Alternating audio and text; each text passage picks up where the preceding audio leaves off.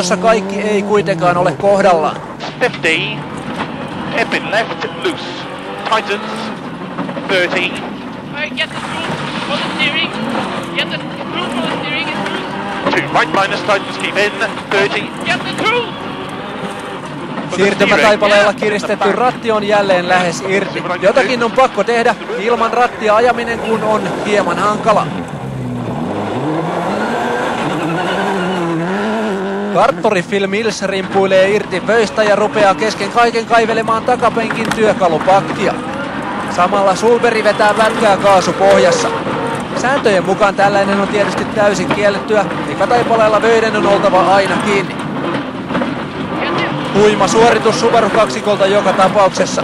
Sulberin aika on nimittäin pätkän toiseksi nopein, vaikka Millsin häärätessä hän joutuu ajamaan lähes 8 kilometriä ilman nuotteja pelkästä ulkomuistista.